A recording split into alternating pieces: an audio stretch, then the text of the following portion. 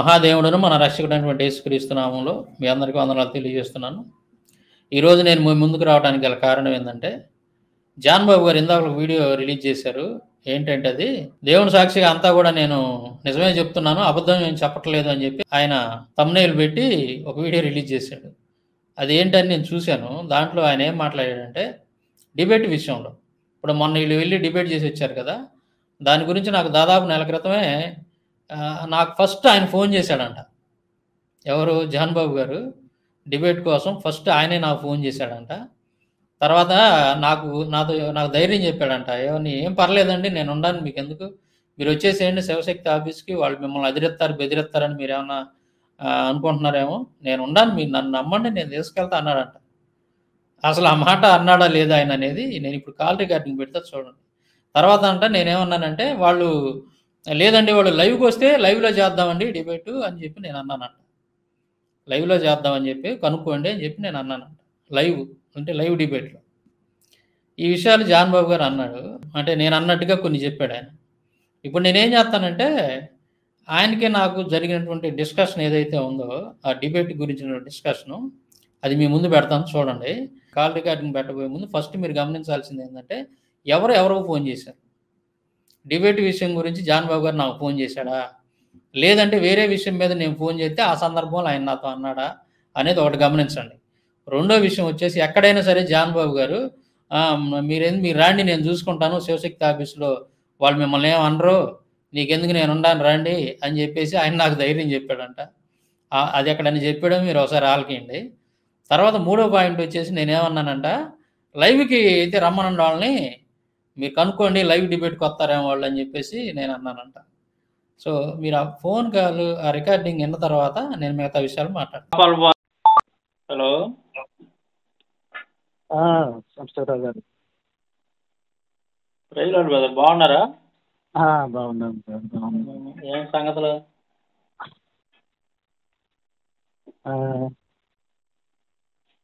సంగతులు ఏందంట? బ్రదర్ మీరు ఇందాక ఫోన్ చేశారు కదా? బ్రదర్ మీరు ఇందాక ఫోన్ చేశారు కదా? బ్రదర్ మీరు ఇందాక ఫోన్ చేశారు కదా? అదే కొంచెం ప్రేయర్లో ఉన్నాను నేను. ఫాస్టింగ్ ప్రేయర్ అయితే ఇప్పుడు అయిపోయింది. అంటే నాతో ఏదైనా మాట్లాడాలనుకుంటున్నారా? అదే నాకు నిన్న బ్రదర్ ఫోన్ చేసి ఏదో మీరని హేమలత గారు మాట్లాడిన వీడియో ఏదో పెట్టారు జాన్ బాబు గారు అన్నాడు. అది ఏ వీడియో పెట్టారో ఏంది అడుగుదామని ఫోన్ చేశాను. అదే లేదండి, మామూలుగా నేను సందర్భంలో మాట్లాడుతూ ఇప్పుడు హేమలత గారు నాకు ఫోన్ చేశారు. నాకు ఫోన్ చేసి మామూలుగా పర్సనల్గా మాట్లాడి, సరేనయ్యా వాళ్ళందరూ ఇట్లా వీడియోలు పెడుతున్నారు, అది మంచి పద్ధతి కాదు, అదే అన్న తమ్ముడు వాళ్ళు అట్లా చేస్తే అట్లా వీడియోలు మనం పెడతామా, తప్పు కదా, అందుకని నేను ఫోన్ చేసి మాట్లాడుతున్నాను అని మంచిగా మాట్లాడింది. సరే ఇంకా ఇట్లా మనం జవాబు ఇస్తే బాగుండేది బ్రదర్ అని చెప్పింది. సరేనమ్మా, అట్లాగే మీరు చెప్పిన మాటలు నేను గుర్తుపెట్టుకుంటానని చెప్పాను. వీళ్ళు ఏమైనా డైరెక్ట్గా వీడియోలు పెట్టేసి ఇక దుమ్ముగా మాట్లాడుతున్నారు కదా మిగిలిన వాళ్ళు చాలా మంది ఆ విషయాల్లో. అందుకని ఇట్లా నాతో మంచిగా మాట్లాడారు. ఇప్పుడు సాంబశివరావు గారు, హేమలత గారు అని అది జస్ట్ ఒక చిన్న బిట్టు, అంటే మీరు మాట్లాడలేరు, బట్ మీ ఇద్దరు మాట్లాడుకున్న చిన్న సంభాషణ చూపించాను హేమలత గారిని పరిచయం చేయడానికి. ఆ సందర్భం అది అంతే. నాకు మంచిగా సలహా ఇచ్చింది, పెద్దది కదా, చక్కగా అనుభవంతో అది మాట్లాడినప్పుడు జస్ట్ ఒక మీతో మాట్లాడుతున్న ఒక చిన్న బిట్ ప్లే చేశాను అనమాట, ఆమెని ఐడెంటిఫై చేయడానికి ప్రజలు అని చెప్పి చెప్పడానికి. అంతే, జస్ట్ చూడటానికి. ఇప్పుడు విజయ్ కుమార్ నాతో మాట్లాడేది అన్నాను, విజయ్ది ప్లే చేశాను చిన్న బిట్ ఒకటి. అట్లా అనమాట బ్రదర్, అది మీకు అది వ్యతిరేకంగా ఏం కాదు, అది అట్లా వ్యతిరేకం అని కాదులే నేను అంటాం. ఏంటంటే ఇప్పుడు మీరు ఇన్వాల్వ్ అవ్వలేదు కదా ఈ విషయంలో, అందుకని ఏం పెట్టారని అనుకున్నారా? అది కాదు, వేరే వాళ్ళు చదువుతుంటే అసలు అది ఏందో మిమ్మల్ని అడిగితేనే తెలిసింది కదా ఉద్దేశం ఏందనేది. అవును. మరి సాంబశివరావు గారు ఒక పని చేస్తే ఎట్లా ఉండదు అంటారు? ఇప్పుడు యథార్థంగానే నాకైతేనేమన్నా హిందూ గ్రంథాల మీద తెలియదు నాకు. ఎవరికి ఏదైనా మీలాంటి వాళ్ళు చెప్తే ఇంటవే నేను. అవునులే. ఒకరోజు మరి లలిత్ కుమార్తో మనం కూర్చుందామా, ముగ్గురు, మీరు నేను అతను కూర్చోబెడదామా? లేదంటే మనం ఆఫీస్కి వెళ్దామా, హైదరాబాద్ వెళ్దామా? నేను తీసుకెళ్తాను. నా అభిప్రాయం ఏంటంటే ఆ విషయంలో వాళ్ళ ప్లేస్కు మనం వెళ్ళకూడదు, మన ప్లేస్కు వాళ్ళు రాకూడదు. మధ్యస్థంగా ఒక ప్లేస్ నిర్ణయిద్దాం. ఇప్పుడు వాళ్ళ ఆఫీస్కి మనం వెళ్ళొద్దు, మన మన ఇంటి దగ్గరికి వాళ్ళు రావద్దు, మన ఆఫీస్కి వాళ్ళు రావద్దు. మనం మధ్యస్థంగా గుంటూరు అనో లేకపోతే విజయవాడనో ఒక చోట ఒక ప్లేస్ డిసైడ్ చేద్దాం. సో అక్కడ పిలిపిద్దాం వాళ్ళని. లేదంటే ఒక పని చేద్దాం మరి. అప్పుడు మనం అసలు ఎవరం ప్రయాణాలు పెట్టుకుని ఒక ఇది కాకుండా లైవ్ లో తీసుకుని మీరు నేను ఆయన లైవ్ లో ఆయన ఉన్న చోట ఆయన ఉంటాడు, మీరు ఉన్న చోట మీరే ఉంటారు, నేను ఉన్న చోట నేనే ఉంటాను, లైవ్ లో కలుద్దాం మరి. లేదంటే ఒక పని చేద్దాం మరి. అప్పుడు మనం అసలు ఎవరం ప్రయాణాలు పెట్టుకుని ఒక ఇది కాకుండా లైవ్ లో తీసుకుని మీరు నేను ఆయన లైవ్ లో ఆయన ఉన్న చోట ఆయన ఉంటాడు, మీరు ఉన్న చోట మీరే ఉంటారు, నేను ఉన్న చోట నేనే ఉంటాను, లైవ్ లో కలుద్దాం మరి. లేదంటే ఒక పని చేద్దాం మరి. అప్పుడు మనం అసలు ఎవరం ప్రయాణాలు పెట్టుకుని ఒక ఇది కాకుండా లైవ్ లో తీసుకుని మీరు నేను ఆయన లైవ్ లో ఆయన ఉన్న చోట ఆయన ఉంటాడు, మీరు ఉన్న చోట మీరే ఉంటారు, నేను ఉన్న చోట నేనే ఉంటాను, లైవ్ లో కలుద్దాం మరి. సరే, ఒక టాపిక్ డిసైడ్ చేయండి మరి. అట్టయితే అదే అదే అదే నేను వాళ్ళతో మాట్లాడతాను. వాళ్ళు అనుకుంటే కరుణాకర్ వస్తాడేమో అడగండి. లేకపోతే నా దగ్గరకా మనకి ఇట్లా లైవ్ లో కానీ లేదంటే ఫేస్ టు ఫేస్ కానీ ఎట్టయినా పర్వాలేదు. వస్తాడేమో అడిగి చూడండి. ఇట్లా సాంబశివరావు వస్తా అన్నాడు మాట్లాడటానికి. అదే నేను చెప్తాను వాళ్ళకి. ఎందుకంటే మీ గ్రంథాల మీద నాకు పట్టలేదండి, అనుమానాలు ఉన్నాయి కానీ నాకు పట్టలేదు. ఇప్పుడు ఆయన ఉన్నాడు అనుకుంటే ఆయనకైతే కాస్త అవగాహన ఉంది దాని మీద. మరి మీరు కూడా సమాధానం చెప్తే బాగుంటుంది కదా. మీరు అడిగే బైబిల్ అడిగితే నేను చెప్తాను, గ్రంథాల నుంచి అయితే సాంబశివరావు గారు డిస్కషన్ చేస్తాడు అని నేను ఒకసారి మాట్లాడతాను. మాట్లాడి ఇప్పుడు కాస్త ఇప్పుడు మన ఈ అనిల్ కుమార్ కూడా కాస్త ఈ చరిత్ర బొరిత్ర అయితే అనిల్ కుమార్ ఎక్స్ప్లెయిన్ చేస్తున్నాడు. చరిత్ర అట్లా ఉంది, ఇట్లా ఉంది, పలానా పొందడం వల్ల ఈ అని. ఇట్లా మనం మనం మన ఇంట్లో ఉండి మనం మాట్లాడుకున్నందువల్ల మన వాళ్ళు చూస్తున్నారే తప్ప పెద్ద అంత ఇంపార్టెంట్గా అది అవ్వట్లేదు. కాబట్టి మనం ఒకసారి వెంటంటే నువ్వు వెంటగా కాకుండా ఒక మంచి వాతావరణంలో కలిసి మన డౌట్లు ఏంటో మనం వ్యక్తపరచడం. మనం కూడా ఏంటంటే డిస్కస్ చేయడానికి ఎటువంటి అభ్యంతరం అది డిస్కస్ చేయటం, ఒక డిస్కషన్ లాగా నాది పై చేయి అనేది కాకుండా ఒక డిస్కషన్ గ్రంథాల మీద. ఇప్పుడు మన బైబిల్ భారతదేశానికి అవసరమా అన్నాడు, ఇప్పుడు భగవద్గీత భారతదేశానికి అవసరమా అని టాపిక్ పెట్టి మాట్లాడదాం అంటాను నేను. దాని మీద చర్చిద్దామండి మొన్నట్లాగా. మరి మీకు ఇంట్రెస్ట్ ఉంటే అట్లా మీ గ్రంథాలు మా గ్రంథం దగ్గర పెట్టి చేద్దాము అని చెప్తే బాగుంటుంది అని అనిపించింది నాకు. మీరు ఓకే అంటే నేను ఏదన్నా కొంచెం వీలు చూసుకొని నేను వాళ్ళతో మాట్లాడి మరి మళ్ళీ మీకు ఏ విషయం నేను తర్వాత చెప్తాను. నాకేం అభ్యంతరం లేదు. ఒక టాపిక్ అనుకొని దాని మీద మాట్లాడటానికి అయితే సిద్ధమే. ఇరు గ్రంథాల మీద, రెండు గ్రంథాల మీద డిబేట్ జరగాలి. అటు బైబిల్ మీద, ఇటు హిందూ గ్రంథాల మీద. ఇరు గ్రంథాల మీద డిబేట్ జరగాలి. తర్వాత వాళ్ళు డిబేట్ అనుకొని చర్చ అనుకొని ఏదన్నా పేరు పెట్టుకొని అనవసరం. సరే, నేను వాళ్ళతో మాట్లాడి ఒక ప్రోగ్రామ్ ఫిక్స్ చేస్తాను. ఒక నలుగురు ఐదుగురుగా వాళ్ళు వస్తానంటే మనం కూడా ఒక నలుగురు ఐదుగురు కూర్చొని మధ్యలో విజయవాడలోనో గుంటూరులోనో ఏర్పాటు చేసి ఏదన్నా ఒక ప్లాన్ చేద్దామన్నా అట్లా ఏం చేద్దాం. నలుగురు ఐదుగురు అయితే గందరగోళం అవుతుంది. టైం కూడా సరిపోదు. అటోకిద్దరు ఇటోకిద్దరు వాళ్ళిద్దరిని రమ్మనండి. కరుణాకర్ నాను లలిత్ కుమార్ ఇద్దరిని రమ్మనండి. మన ఇద్దరం కూర్చుందాం, సరిపోతుంది. వస్తారేమో. సరే, నేను ఏదైనా మాట్లాడి చూస్తానండి. ఫేస్ టు ఫేస్ మనం ఒకసాట ఏదన్నా గ్యాదర్ అయ్యి మాట్లాడదామన్నా ఓకే. ఇందులో ఏమేమి గొడవలు కొట్లాట్లు ఏమి ఉండవు. అవును. లేదండి మేము ఆన్లైన్లో పాల్గొంటామంటే అలాగైనా ఓకే. ఫేస్ టు ఫేస్ మనం ఒకసాట ఏదన్నా గ్యాదర్ అయ్యి మాట్లాడదామన్నా ఓకే. ఇందులో ఏమేమి గొడవలు కొట్లాట్లు ఏమి ఉండవు. అవును. లేదండి మేము ఆన్లైన్లో పాల్గొంటామంటే అలాగైనా ఓకే. ఫేస్ టు ఫేస్ మనం ఒకసాట ఏదన్నా గ్యాదర్ అయ్యి మాట్లాడదామన్నా ఓకే. ఇందులో ఏమేమి గొడవలు కొట్లాట్లు ఏమి ఉండవు. అవును. లేదండి మేము ఆన్లైన్లో పాల్గొంటామంటే అలాగైనా ఓకే. వాళ్ళు అక్కడ ఉండి మనం ఇక్కడ ఉంటాం. మధ్యలో ఒక మధ్యవర్తిని పెట్టుకుందాం, ఒక ఇద్దరు పెద్దవాళ్ళు ఉండాలి, కొద్ది విజ్ఞత కలిగిన వాళ్ళని. ఎందుకంటే కంట్రోల్ చేసే వాళ్ళు ఉండాలి. కొద్దిగా మనం ఎవరు తప్పు చేస్తున్నారు, ఎవరు ఉప్పు చేస్తున్నారు చెప్పగలిగే వాళ్ళు ఉండాలి. అవును. అలాంటి వాళ్ళను ఒక ఇద్దరిని ఆన్లైన్లోనే పెట్టుకుందాం. ఒక కండిషన్ మాట్లాడుకొని మనం సో ఇది ఈ టాపిక్ అని చెప్పేసి అనుకొని మాట్లాడదాం. దానికి వాళ్ళిద్దరు సిద్ధం అయితే చెప్పమనండి, మన ఇద్దరం కూర్చుందాం. ఎక్కువ మంది ఉన్నా టైం సరిపోదు. ఎట్టబడితే అట్ట అరుస్తూ ఉంటారు, అది కరెక్ట్గా ఉండదు. సరేనండి. అది ఒకవేళ వాళ్ళ ఇష్టం అయితే కూర్చుందాం, సరే లేకపోతే బ్రదర్. వాళ్ళ ఇష్టం. మనం ఏం చేస్తాం? సరే బ్రదర్. నేను ఏదైనా విషయం ఉంటే నేనే మీకు కాల్ చేస్తాను మళ్ళీ. సరే సరే. ఓకే. ఓకే. అది విన్నారు కదా. దాంట్లో ఎక్కడైనా కానీ ఆయన నాకు మొట్టమొదటిసారిగా ఆయనే నాకు ఫోన్ చేసి, సాంబశివరావు గారు ఇదిగో మనం డిబేట్ చేద్దాము, మనం వెళ్దామండి అని చెప్పేసి ఆయన నాకేమైనా ఫోన్ చేశాడా? లేదు. అదేంటంటే ఆయన మొట్టమొదటిసారిగా కరుణాకర్ గారితో మాట్లాడి వచ్చిన తర్వాత అతను సరిగ్గా మాట్లాడలేదని చెప్పేసి అతని మీద మనోళ్ళు కొంతమంది వీడియోలు చేశారు. ఏందండి జాన్ బాబు గారు మీరు అట్లా చేశారు, అది కరెక్ట్ కాదు కదా అని చెప్పి వీడియోలు చేశారు. చేసిన అప్పుడు వాళ్ళకి కౌంటర్ ఇస్తూ ఈయన ఏం చేశాడంటే మధ్యలో హేమలత గారు కూడా నాకు ధైర్యం చెప్పారనో ఏదో ఒక మాటని నేను మేడం గారు మాట్లాడినటువంటి వీడియో క్లిప్పింగ్ ఒకటి చూపించాడు. అది దాంట్లో నేను మాట్లాడింది ఎక్కువగా కనపడుతుంది ఆ క్లిప్పింగ్లో. అందువల్ల నాకు వేరే వాళ్ళు ఫోన్ చేసి ఏందన్నా జాన్ బాబు గారు ఏదో మీ వీడియో ఏదో ప్లే చేసాడే రీసెంట్ వీడియోలో అంటే, సరే ఏంటి బ్రదర్ అది అని చెప్పేసి నేను వెంటనే ఆయనకు ఫోన్ చేశాను.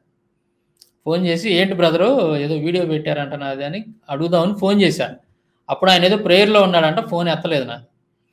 కాసేపు తర్వాత ఆయనే నాకు ఫోన్ చేశాడు. ఫోన్ చేస్తే ఏంది బ్రదరు ఏంటి సంగతులు, ఏంది ఎలా ఉన్నారని. ఏం లేదు బ్రదర్, మీరు ఇందాక ఫోన్ చేశారు కదా, ఏందో కనుక్కుందామని నేను మళ్ళీ చేశాను అన్నాడు. మీరు అన్నారు కదా దాంట్లో. సరే బ్రదర్ ఏంది మీరు ఇట్లా ఏదో వీడియో క్లిప్పింగ్ పెట్టారంటే లేదు బ్రదర్ నేను ఇట్లా మేడం గారిని పరిచయం చేయడానికి మీరిద్దరు మాట్లాడినటువంటి అది దాంట్లో ఒక క్లిప్పింగ్ పెట్టాను. సరే ఓకే అన్నాను. తర్వాత వెంటనే ఈయన ఏమన్నాడంటే అప్పుడు నా దగ్గర డిబేట్ ప్రస్తావన తెచ్చాడు. మన ఇద్దరం వెళ్దామండి కరుణాకర్ దగ్గరికి, అక్కడికి మరి హిందూ గ్రంథాల తరపున మీరు మాట్లాడండి, బైబిల్ తరపున నేను మాట్లాడతాను, డిబేట్ చేద్దాం, వాళ్ళ ఆఫీస్కి వెళ్దామండి అని చెప్పేసి మీరు వస్తారని చెప్పి అడిగాడు. నేనేమన్నానంటే సరేనండి ఓకే నేను రెడీ, దాంట్లో ఇబ్బంది ఏముంది, దానికి చేద్దాం. అయితే వాడు ఆఫీసుకు పోవటం అనేది నాకు అభ్యంతరకరంగా ఉంది. నేను ఆ మాట ఎందుకన్నానంటే వాడి దగ్గరికి నేను రాననే మాట. ఇప్పుడు విజయ్ కుమార్ బ్రదరు అలాగే విజయప్రసాద్ రెడ్డి బ్రదరు వీళ్ళిద్దరు కలిసి కరుణాకర్ గారితో డిబేట్ చేశారు రాజమండ్రిలో. ఆ డిబేట్లు అనేవి చాలా స్పష్టంగా ఉన్నాయి. అంటే ఒకళ్ళ మీద ఒకళ్ళు కేకలు వేసుకోవటం లేకుండా మధ్యవర్తులను పెట్టుకొని స్పష్టంగా ఎవరి వెర్షన్ వాళ్ళు వినిపించి ప్రజలకు వదిలేశారు. చాలా బాగా ప్రతిష్టాత్మకంగా ఉన్నాయి ఆ రెండు డిబేట్స్. ఇప్పుడు కూడా మనం యూట్యూబ్లో చూసినట్లయితే చాలా చక్కగా ఉన్నాయి. వినేవాళ్ళకి కూడా ఏంటంటే వీళ్ళు ఏం చెప్తున్నారు, అతను ఏం చెప్తున్నాడు, ఇతను ఏం చెప్తున్నాడు అనేది క్లారిటీగా వాళ్ళకి ప్రజలకు అర్థమైంది. అది అలాంటి డిబేట్ నేను కోరుకుంటున్నాను అనమాట. మొదటి నుంచి కూడా నేను ఏంటంటే కరుణాకర్తో కానీ ఎవరితో కానీ ఒక డిబేట్ అనేది చేయాల్సి వస్తే అలాంటి డిబేట్ చేయాలి మనం. ఎందుకంటే చాలా స్పష్టత ఉంది దాంట్లో. ఇట్లా ఒకళ్ళ మీద ఒకళ్ళు కాగులాలు అరుచుకోకుండా, ఒకళ్ళ టైం ఒకళ్ళు తినకుండా, ఒకళ్ళ దాంట్లో ఒకళ్ళు జ్వరపడకుండా, కేసర బాసరగా అరుచుకోకుండా, ఏదో టీవీ ఇప్పుడు ఉంటుంది కదా మన TV9 ఇలాంటి వాటిలో 4 రాజకీయ పార్టీ నాయకులను తీసుకొచ్చి కూర్చోబెట్టి అక్కడ వాళ్ళు గనక ఒకళ్ళనొకళ్ళు అరుచుకుంటా ఉంటే ఎట్లాగుందో అలాగా ఉండకూడదు, స్పష్టత అనేది ఉండాలి అనేది నా అభిప్రాయం. నేను ఆ ఉద్దేశంతో ఒక న్యూట్రల్ ప్లేస్ అయితే బాగుంటుందండి జాన్ బాబు గారు, గుంటూరులో కానీ విజయవాడలో కానీ. వాడి ఆఫీస్కు మనం వెళ్ళొద్దు, మన ఆఫీస్కు వాడు రావద్దు, అవసరం లేదు. మనం ఏం చేద్దామంటే ఒక న్యూట్రల్ ప్లేసు సెలెక్ట్ చేద్దాం, గుంటూరులో కానీ విజయవాడలో కానీ. ఒక హాల్ ఒకటి తీసుకొని చక్కగా అక్కడ మనం డిబేట్ చేద్దామండి, బాగుంటుంది అని అన్నా. అది నేను చెప్పింది. దానికి ఈయన ఏమంటున్నాడంటే అక్కడ కూర్చొని నేను అక్కడ పోవడానికి ఏదో భయపడినట్టు, ఈ జాన్ బాబు గారు నాకేదో ధైర్యం చెప్పినట్టు అక్కడ చెబుతున్నాడు. ఏమని, నీకెందుకు నేను ఉన్నానండి, నేను చూసుకుంటాను, నీ మీద అసలు ఏదో నిన్నేదైనా వాళ్ళు అదిరిస్తారు బెదిరిస్తారు అనుకుంటే నీకెందుకు, నేను ఉన్నాను అన్నట్టుగా ఆయన నాతో అన్నాడంట. అన్నానని చెబుతున్నాడు అక్కడ. మరి ఆయన అన్నాడా అనలేదు, మీరు ఇందాక కాల్ రికార్డింగ్లో చూశారు, విన్నారు కదా మీరు. ఎక్కడన్నా ఆ ప్రస్తావన వచ్చింది అసలు? అది తర్వాత ఆయన ఏమంటున్నాడు ఇంకో మాట, నేనంటే అక్కడికి వెళ్తే నన్ను మాట్లాడినవారని చెప్పానంటే జాన్ బాబు గారితో. లేదండి జాన్ బాబు గారు, నేను శివశక్తి ఆఫీస్కి వస్తే వాళ్ళు నన్ను మాట్లాడనిరండి, మనం లైవ్ డిబేట్ చేద్దామని అన్నానండి. ఆ మాట అన్నాను నేను, వాళ్ళు నన్ను మాట్లాడినవారండి, మనం లైవ్ డిబేటే చేద్దామని చెప్పి నేను అన్నానా కాల్ రికార్డింగ్లో? లైవ్ డిబేట్ అనేటువంటి ప్రస్తావన తెచ్చింది జాన్ బాబు గారు. మీరన్నారు లేకపోతే మనం పని చేద్దామండి, ఈ ప్రయాణాలు గయాణాలు లేకుండా ఎవరు ఇప్పుడు మీరుండే కాడ మీరు ఉంటారు, నేనుండే కాడ నేను, వాళ్ళు ఉండే కాడ వాళ్ళు ఉంటారు, చక్కగా మనం డిబేట్ చేద్దామని ఆన్లైన్లో లైవ్ డిబేట్ చేద్దామని ప్రస్తావన తెచ్చింది మీరు, నేను కాదు. సరే ఓకేనండి, నాకు ఎట్టయినా ఓకే. వాళ్ళు ఆన్‌లైన్ డిబేట్‌కి వచ్చినా ఓకే. లేదండి ఇట్లా బయటకు వచ్చి ఏదో న్యూట్రల్ ప్లేస్‌లో మనం కలిసి డిబేట్ చేద్దామన్నా ఓకే. 2 నాకిష్టమే. మీరు మాట్లాడండి, వాళ్ళకి చాయిస్ వాళ్ళకివ్వండి. వాళ్ళు దేనికి ఓకే అంటే ఆ విధంగా మనం డిబేట్ చేద్దామండి అని చెప్పి నేను చెప్పా. దానికి ఈయన అసల ఏం మాట్లాడుతున్నాడో చూడండి. అనని మాట అన్నట్టుగా. నేను అనకపోతే ఆ మాట లైవ్ డిబేట్‌కైతే నేనొత్తాను. వాళ్ళక్కడికొచ్చి నన్ను మాట్లాడనీయరు అన్నట్టుగా. లేదా ఆడకొస్తే కరుణాకర్ గాడోళ్ళు నన్నేదో చేత్తారని నేనేదో భయపడినట్టుగా ఈయన మాట్లాడుతున్నాడు. నాకు ధైర్యం చెప్పాడంట. "నీకేం పర్లేదండి. వాళ్ళేదో అదిరిత్తారు, బెదిరిత్తారని మీరు భయపడుతున్నారేమో. నీకెందుకు నేనుండాను గదా! నేను చూసుకుంటా గదా!" అని చెప్పి ఆయన నాకు ధైర్యం చెప్పాడంట. అసలు ఆ ప్రస్తావన వచ్చిందా? ఆయన ఆ మాట అన్నాడా నాతోటి? ఆ! తర్వాత లేదండి చివరికంట నేనింకా లేదండి వాళ్ళు లైవ్‌కొస్తే లైవ్‌లో చేద్దాం డిబేట్ కనుక్కోండి అన్నాను. లైవ్‌కొస్తే లైవ్‌లో డిబేట్ చేద్దాం కనుక్కోండి అన్నాను నేను. ఏవండీ జాన్ బాబు గారు, ఎందుకు మీరు అంటే నా గురించి నిజాలు చెప్పడానికి ఎందుకు మీరు భయపడుతున్నారు? ఇప్పుడు మనిద్దరం ఏం మాట్లాడుకున్నాం, డిబేట్ విషయం గురించి ఏం మాట్లాడుకున్నాం, ఉన్నదున్నట్టు చెప్పొచ్చు కదా! లేనియి ఎందుకు కల్పించి చెబుతున్నారు మీరు? అసలు మీరు నాతో ఎప్పుడన్నారు నీకెందుకు నేనుండానండి, వాళ్ళేమన్నా జేత్తారేమో మీరు భయపడుతున్నారేమో, నేనుండాను నీకెందుకు నేను తీసుకెళ్తాననే మాట మీరన్నారా నాతోటి? లేదు లైవ్ డిబేట్ అయితేనే నేనొత్తానని చెప్పి కరాకండికి నీకు చెప్పానా? అసలు ఆ ప్రస్తావన తెచ్చింది మీరు గదా! మీరు తెచ్చారు. నేను ఓ పని చేద్దామండి. మనం అసలు ఎళ్ళాల్సిన పనే లేదు. ఇట్లా లైవ్ డిబేట్‌కి వాళ్ళొత్తారేమో మనం అడుగుదాం. నేను అడుగుతాను నీకెందుకు అనంటే, సరే నాకిష్టమే. వాళ్ళ చాయిస్ వాళ్ళకివ్వండి. వాళ్ళు ఆన్‌లైన్‌లో లైవ్ డిబేట్‌కొత్తారా? లేదంటే గుంటూరులో గాని, విజయవాడలో గాని ఒక న్యూట్రల్ ప్లేస్‌కి వాళ్ళేమన్నా రాగలుగుతారా? చాయిస్ వాళ్ళకివ్వండి. వాళ్ళది ఏది ఓకే చేస్తే ఆ విధంగా మనం డిబేట్ చేద్దాం అని చెప్పాను నేను. అది నేను చెప్పింది. దాన్ని పట్టుకొని దానికి ఎందుకు ఉన్నదున్నట్టు ఎందుకు చెప్పలేకపోతున్నారు మీరు? లైవ్ డిబేట్ అయితే వత్తాను నేను లేతే రానని చెప్పి నేను చెప్పానా మీతోటి? ఆ! అసలు ఆ ప్రస్తావన తెచ్చిందే మీరు. నేనన్నానా లైవ్ డిబేట్ అయితే ఆన్‌లైన్‌లో లైవ్ డిబేట్ అయితే నేనొత్తానని చెప్పి నేనన్నానా? ఎందుకిలా మాట్లాడుతున్నారు మీరు జాన్ బాబు గారు నాకర్థం కావట్లేదు. అంటే మీరు యూట్యూబ్‌లో పెట్టారు కదా! పోస్టర్ ఒకటి. అప్పటి నుంచి గమనిస్తున్నా నేను. అప్పటి నుంచి గమనిస్తున్నా. ఏదో సందర్భంలో నా పేరు తీసుకొస్తున్నారు మీరు. సాంబశివరావు అనివార్య కారణాల వల్ల రావట్లేదని చెప్పి ఒక వీడియో ఏదో పెట్టినట్టున్నారు మీరు. అది విని చాలామంది నాకు ఫోన్ చేశారు. ఏందన్నా మరి అనివార్య కారణాల వల్ల మీరు పోవట్లేదంట ఏందంటే, అనివార్య కారణాలు ఏముంది నాకసలు మళ్ళీ ఫోన్ చేత్తన్నాడు నాకు చేయలేదు ఏం లేదు ఆయన అని చెప్పేసి నేను మాట్లాడా. సరే అది అట్టుపోయింది.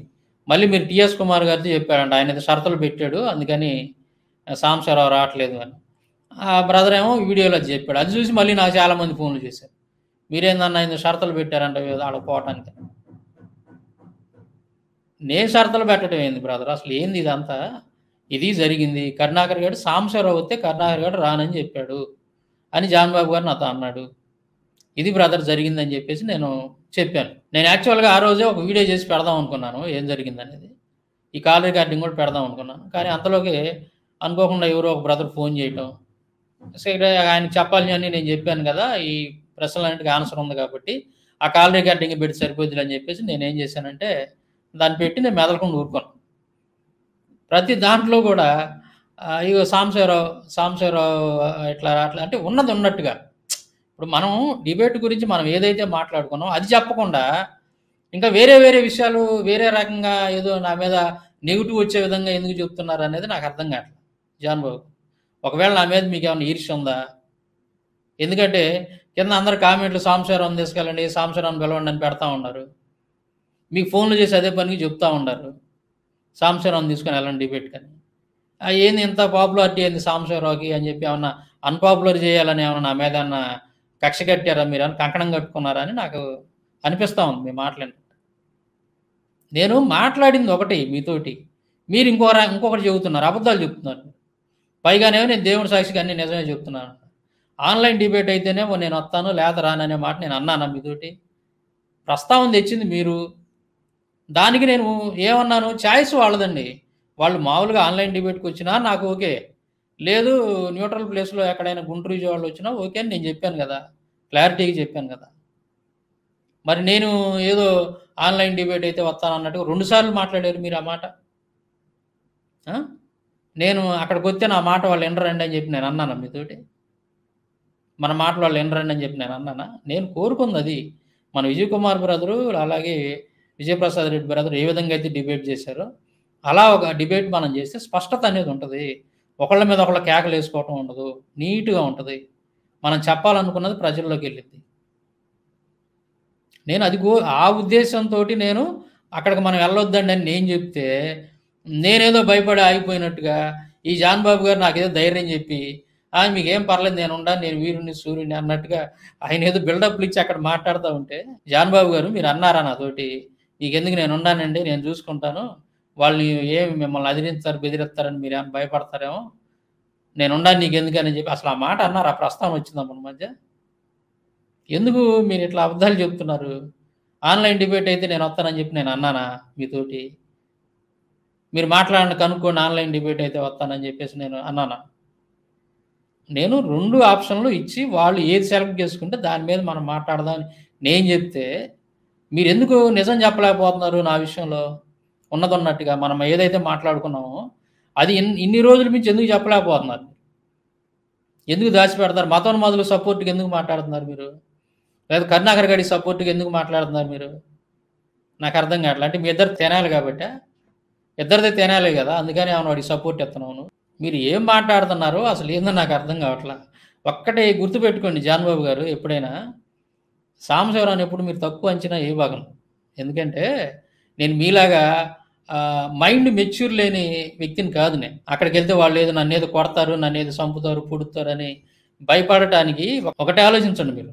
ఇప్పుడు వాడు మనల్ని ఇన్వైట్ చేశాడు వాడి దగ్గరికి. మనం అక్కడికి వెళ్ళిన తర్వాత వాడు మనల్ని కంటికి రెప్పలాగా చూసుకుంటాడు. కరుణాకర్ గారు తెలుసా మీకు? కంటికి రెప్పలాగా చూసుకుంటాడు వాడు మనం లోపలికి అడుగు పెట్టిన తర్వాత. ఎందుకో తెలుసా? ఏ చిన్న మిస్టేక్ జరిగినా సరే అది వాడికి బ్యాడ్ అయింది, కరుణాకర్ గారికి బ్యాడ్ అయింది. చూసారా, ఇదిగో మమ్మల్ని క్రైస్తవులను పిలిచి నమ్మకంగా పిలిచి ఇట్లా వాళ్ళ మీద దాడి చేశారనో లేకపోతే ఇంకోటనో వాడికి డ్యామేజ్ అయింది, కరుణాకర్ గారికి డ్యామేజ్ అయింది. అందుకని వాళ్ళు మనం ఎవరు వెళ్ళినా సరే వాళ్ళు ఇన్వైట్ చేసినప్పుడు మనం అక్కడికి వెళ్తే ఎవరిని కూడా వాళ్ళు ఏమీ అనరు, కంటికి రెప్పలాగా చూసుకుంటారు వాళ్ళు. అర్థమైందా? వాళ్ళే కాదు, ఎవరైనా ఏదైనా ఒక శత్రువు తన ఇంటికి నేను పిలిచాడంటే, ఇన్వైట్ చేశాడు అని అంటే వాడు అపకారం ఏం తలపెట్టాడు, అపకారం తలపెట్టాడు అని అంటే అది వాడికి బ్యాడ్ అయింది, వాడికి ఇబ్బంది అయింది. అందువల్ల నేను అంత మైండ్ మెచ్యూర్ లేనటువంటి వ్యక్తిని ఏం కాదు.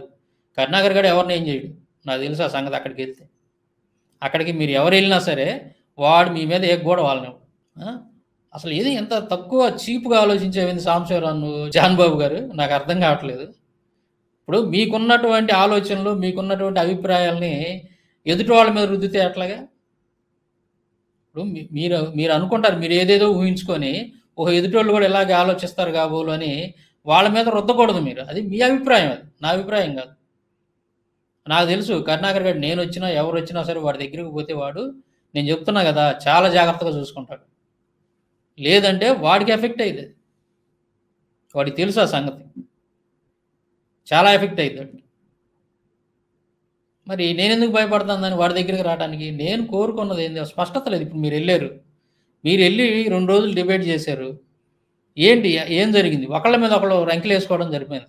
నాకేమనిపించిందంటే ఆ డిబేట్లో ఓ స్పష్టత, ఏం చెప్తున్నారు, వీళ్ళు ఏం చెప్తున్నారు, వాళ్ళు ఏం చెప్తున్నారు అనేది చూస్తున్నటువంటి హిందువులకు కానీ ఎవరికైనా కానీ క్రైస్తవులకు కానీ చక్కగా అది స్పష్టత అనేది లేదు.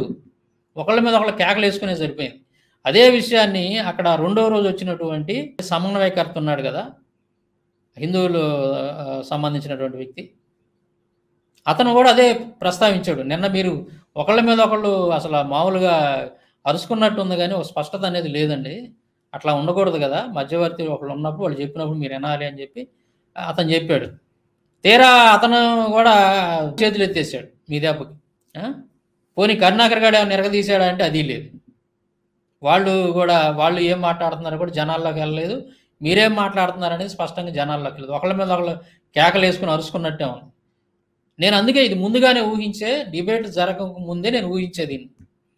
ఒక రకమైనటువంటి ఇది ఏంటంటే ఏకపక్షంగా మాట్లాడేది కాదు కదా, అంటే ఒక గ్రంథం మీద డిబేట్ కాదు కదా, ఇరు గ్రంథాల మీద డిబేట్ కాబట్టి కొద్దిగా వాదోపవాదాలు అనేవి కాస్త పదునుగా ఉంటాయి. అందువల్ల ఏంటంటే ఎవరి వెర్షన్ వాళ్ళు చెప్పాలి, ఎవరి టైంలో వాళ్ళు చెప్పాలి, ఒకళ్ళ దాంట్లో ఒకళ్ళు కలుగు చేసుకోకూడదు. ఇది ఇలా చెప్పాలి అని అంటే మన విజయప్రసాద్ రెడ్డి గారి డిబేట్, విజయ్ కుమార్ గారి డిబేట్ ఎలా జరిగిందో అది పర్ఫెక్ట్ ప్లానింగ్ అంటే. నేను ఆ ఉద్దేశంతో చెప్పా, వాళ్ళని ఇక్కడికి పిలిపిద్దామండి అని చెప్పేసి. మీరేమో నేనేదో భయపడి అక్కడికి వెళ్తే వాళ్ళు ఏదో చేస్తారని, నేను భయపడినట్టు మీరు ఊహించుకొని ఏదేదో ఊహించుకొని, మరి అవన్నీ కూడా నేను అనని మాటలు అన్నట్టుగా మీరు ఎందుకు అట్లా మరి అబద్ధాలు చెప్తున్నారో నాకు అర్థం కాదు జాన్ బాబు గారు. ఇది కరెక్ట్ కాదు కదా. నేను డిబేట్ గురించి మీతో ఏదన్నానో అదే చెప్పాలి.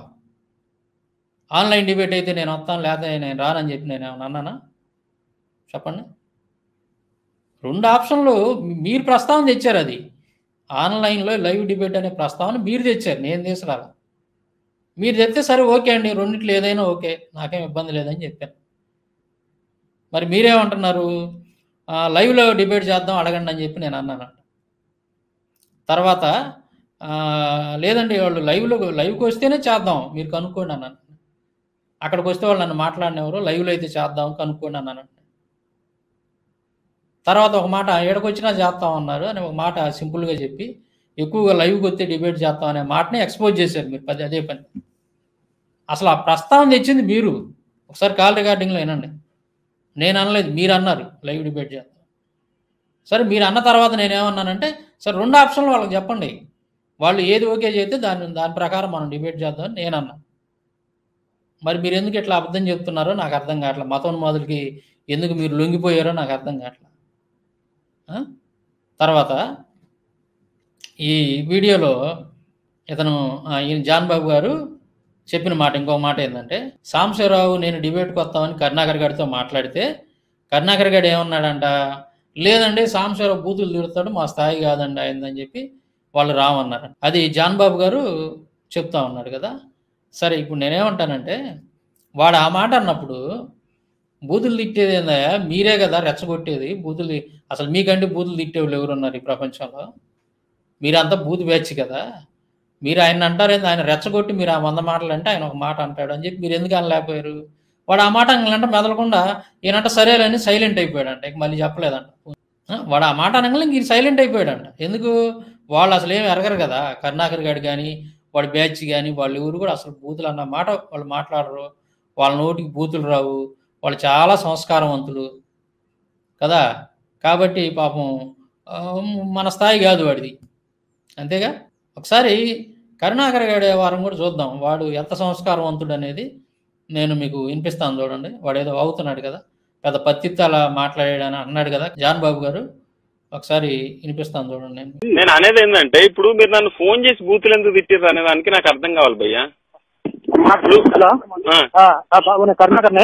చెప్పండి కరుణాకర్ గారు. నువ్వు సారీ రాజిరెడ్డి పోస్ట్ లో తాంత్రిక బాబా అరెస్ట్ అయ్యాడు, వాడికి నేను అనలేదు.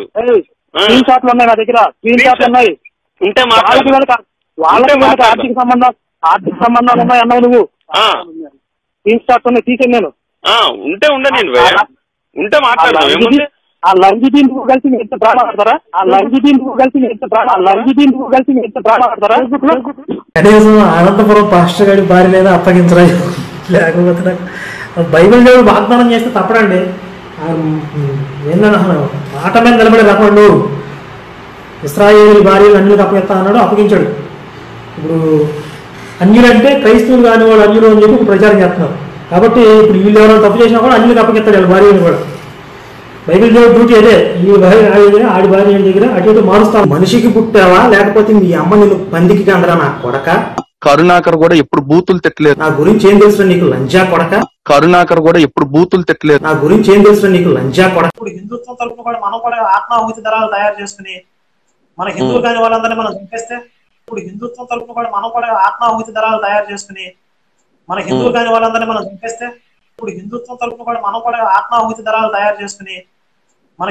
వాళ్ళందరినీ మనం చంపేస్తే, అది చూశారు కదా కరుణాకర్ గారు అన్న మాటలు చూశారు. లకారాలు ఉపయోగించి ఒక స్త్రీని, ఒక ఆడపిల్లని లకారాలు ఉపయోగించి అంత ఘోరంగా వాడు బూతులు తిట్టాడు. చూశారు కదా మీరు. మరి నేను ఎక్కడన్నా లకారాలు ఉపయోగించి ఆ రకంగా నన్ను తిట్టానా నేను? చెప్పండి జాన్ బాబు గారు. అంటే ఒకటండి, సాంబశివరావు ఎప్పుడు తిడతాడంటే, ఎప్పుడు ఏ సందర్భంలో తిడతాడంటే, ఒకసారి నేను వినిపిస్తాను చూడండి. మీ అమ్మ పేరు మీ నాన్న పేరు ముంజ బైబిల్లో ఉందా? నువ్వు మాకే పుట్టావు కదా. ఏమంటే మీ అమ్మ తెలుసు కదా మీకు? మీ అమ్మ తెలుసా మీకు? మేరీలాగా లారీ పక్కన కన్నదా మిమ్మల్ని? ఇంక ఏమన్నా వాడిని ఏం మార్చలేం. ఈ లుచ్చా బైబిల్ ఎక్కబెట్టి వాడు మనకు పుట్టినాడే కదా. పోనీ వాడేం బయట వాళ్ళకి ఎవరికో పుట్టలే కదండి, మనకు పుట్టినాడుగా. అంటే వాడికి అలా ఎందుకు ఎక్కిందంటున్నా? ఏదో ముడ్డు తుడుచుకున్న బైబిల్ కోసం ముడ్డు తుడుచుకున్న బైబిల్ ముఖ్యమా, మనుషులు ముఖ్యమా? అది ఇలాంటి మాటలు విన్నప్పుడు మనం నమ్ముతున్నటువంటి దేవుణ్ణి, అలాగే మేరీ మాతని భయంకరంగా బూతులు తిట్టి ఈ రంగం దూషిస్తూ ఉంటే తట్టుకోలేక వాడు 100 మాటలు అన్నప్పుడు నేను ఒక మాట అయినా అంట. ఇంకొకటి, ఇప్పుడు మీరు విన్నారు కదా, వాడు డిస్కీగాడు వాడిన మాట బైబిల్ నుంచి ఎంత దారుణంగా మాట్లాడాడు. అదే మాట కనుక నా ముందు నిలబడి వాడు అంటే నేను తిట్టను, కొట్టి మాట్లాడతావు. వాడు కొట్టడమే, ఇంకా తిట్టటాలు ఉండవు. వాడే కాదు, ఎవడైనా సరే నా ముందు నిలబడి మేరీ మాతను కానీ యేసుక్రీస్తుని కానీ అట్లా దారుణంగా కనుక నా ముందు మాట్లాడితే ఖచ్చితంగా తంతాను వాడిని, కొడతాను అంతే, వెనక ముందు. మీరు చెప్తుంటారు కదా, అదేందండి మనం శత్రువులను కూడా ప్రేమించాలి కదా, శత్రువుల్ని మనం ఇచ్చేయాలి కదా, మన బైబిల్లో దేవుడు చెప్పాడు కదా. అవును, నేను శత్రువుని ప్రేమిస్తాను జాన్బాబు గారు, ఖచ్చితంగా నేను శత్రువుని ప్రేమిస్తాను. కానీ మీలాగా దాసోహం మాత్రం కాను శత్రువుకి.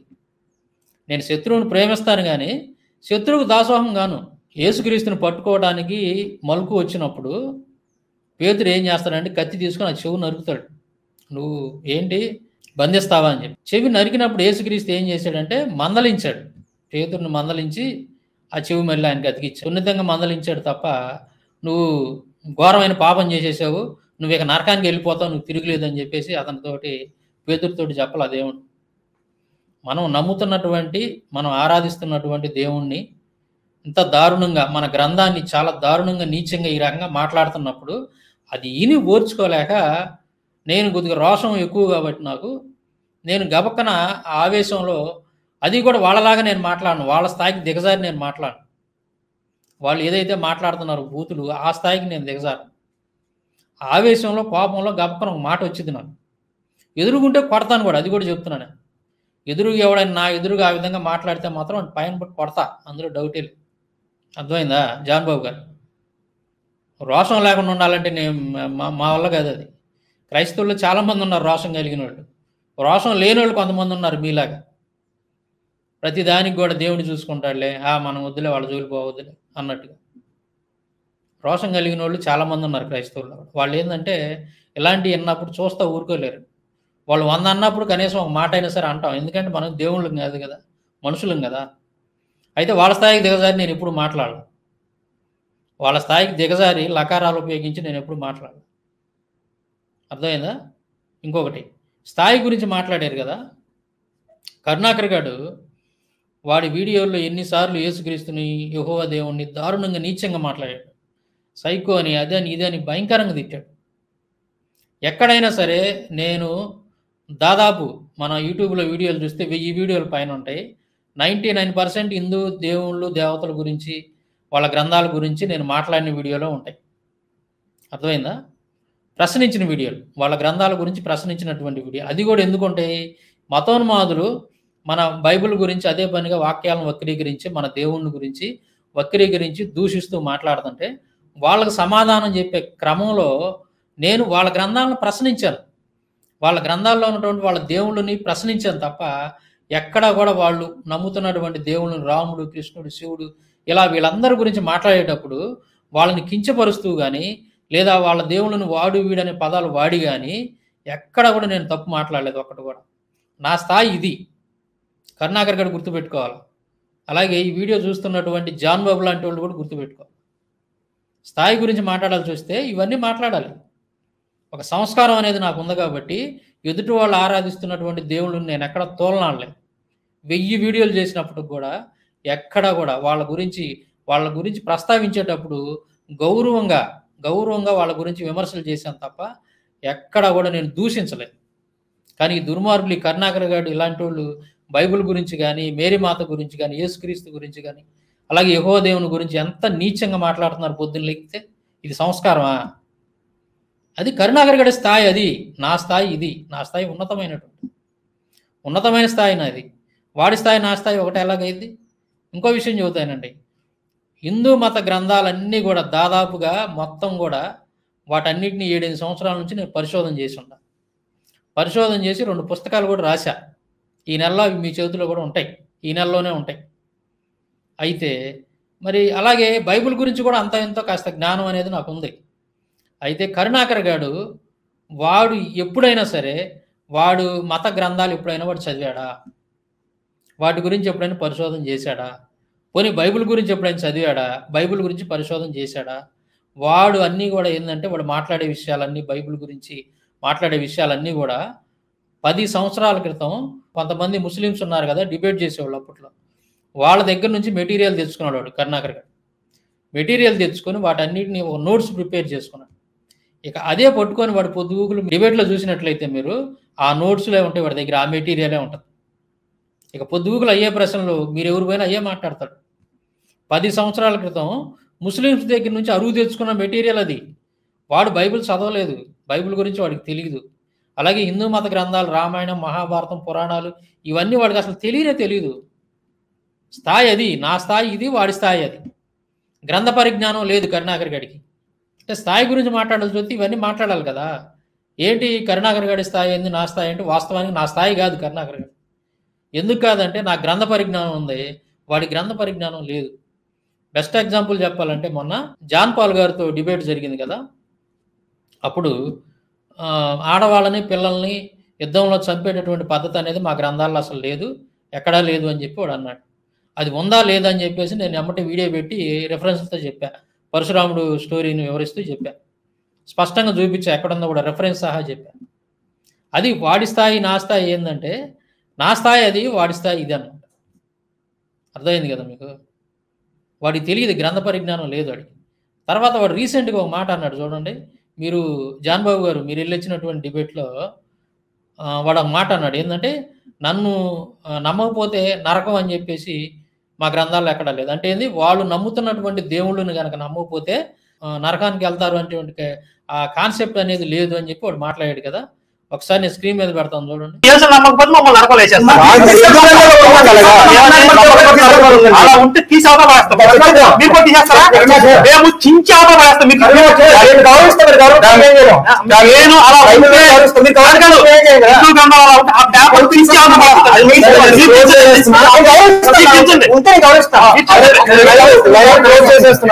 మాకు ఇందాక నుంచి మాకు పెదాభిప్రాయాలు ఉన్నాయి. ఇందాక ఆయన కూడా చెప్పారు కాబట్టి ఇప్పుడు నేను కూడా ఒక స్టేట్మెంట్ ఇవ్వాలనుకుంటున్నా. కరుణాకర్ గారు చెప్పిన స్టేట్మెంట్ ఏదైతే ఉందో దాన్ని నేను సమర్థిస్తాను, చించేస్తాను. అలా ఉంటే చించేవతా మీరు కూడా